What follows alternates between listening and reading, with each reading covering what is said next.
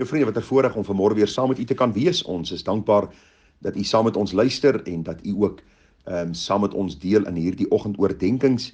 Nou die gebed van my hart is dat die Here elke oordenking sal gebruik op sy eie besondere manier, ten spyte van die tekortkominge wat 'n mens het, ten spyte van die tyd wat ons somtyds beperk om bietjie meer te sê oor wat ons besig mee is, maar die gebed van my hart is dat die Here vir ons sal seën, en as daar enige vrae is u altyd welkom om te vra. Nou, ons gaan vanmôre bietjie stil staan by Matteus 21 en hierdie gedeelte gaan oor die gelykenis van die landbouers.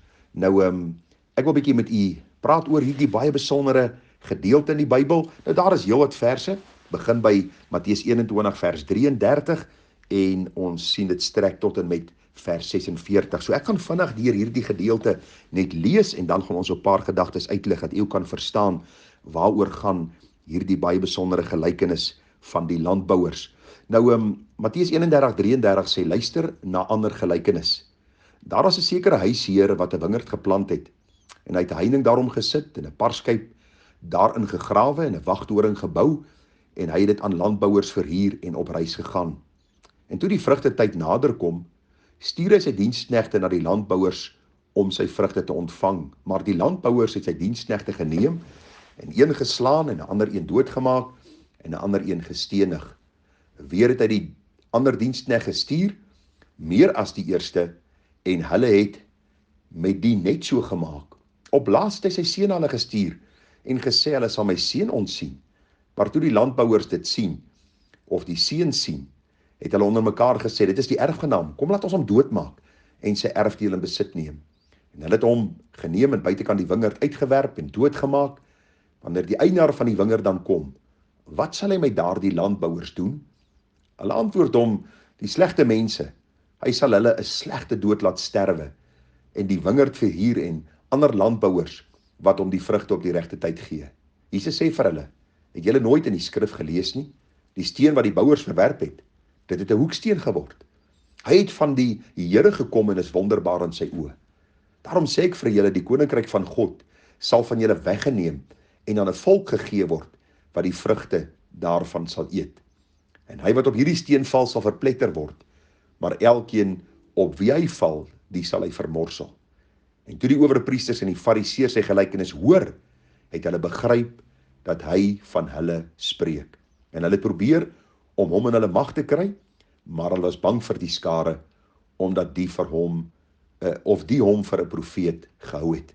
Nou vriend, ek het vir u gesê toe ons begin het met hierdie gelykenisse, dat 'n gelykenis is 'n aardse storie met 'n hemelse betekenis, en die Here wil vir ons iets leer, nie net wat die ewige aanbetref nie, maar ook die hier en nou, sodat ons dit kan hoor, kan verstaan, kan toepas in ons lewens, sodat ons gereed kan maak om die Here te ontmoet. En ek dink hierdie gelykenis is redelik selfverklarend, maar weer eens sien ons dat die hoofkarakters in hierdie gelykenis die owerpriesters en die fariseërs was. Wie was hulle? Dit was die geestelike leiers van die volk Israel. Mense wat van beter behoorte geweet het, maar omdat hulle selfsugtig was, lief was vir hulle aansien, vir hulle status, vir die rykdom wat hulle geniet het, het hulle die Here Jesus Christus, die Messias wat beloof is, dan ook later gekruisig. En hierdie gelykenis gaan presies daaroor.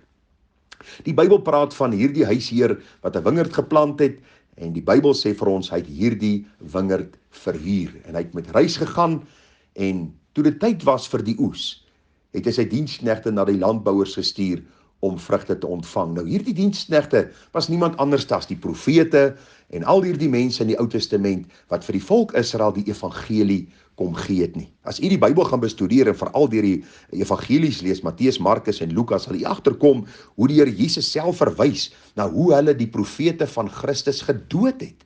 Hoe hulle hierdie profete wat in die naam van die Here gepraat het, dan laat sterf het, omdat hulle gesê het, so sê die Here.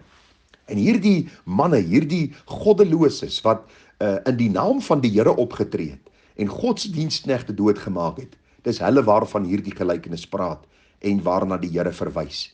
En dan sê die Bybel in vers 37, op laas het hy sy seun gestuur. Dis God wat sy seun na hierdie aarde gestuur het. En die Bybel sê dat God het sy seun gestuur met die doel sodat hulle hom sal erken as die Messias en dat hulle ook dan deur hom gered sal word. En wat doen hierdie klomp bose goddelose leiers? Hulle het onder mekaar gepraat en gesê, dis die erfgenaam, laat ons hom doodmaak en sy erfdeel in besit neem.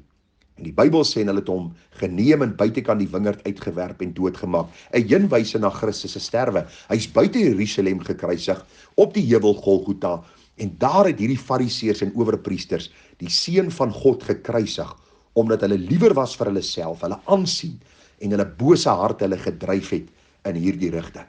En die Bybel sê, wanneer God kom, wanneer die eienaar van die wingerd dan kom, wat sal hy met daardie landbouers doen? En hier gee hulle antwoord teenoor hulle self, want hoor die vriende, baie ongeredde mense weet in hulle ongeredde staat, dat hulle in rebellie teenoor God lewe. Party sal net vir jou sê, ek worry nie daaroor nie. Ek gee nie om wat God eendag gaan sê nie. Dis my lewe en ek gaan hom geniet en ek gaan maak en doen wat ek wil. Ag, ons is, ek wil amper sê, oorlaai met mense wat in arrogansie deesdae opstaan teenoor die Here. En hier kom hierdie mense en hulle antwoord teenoor hulle self. Want u sien, hulle antwoord om die slegte mense.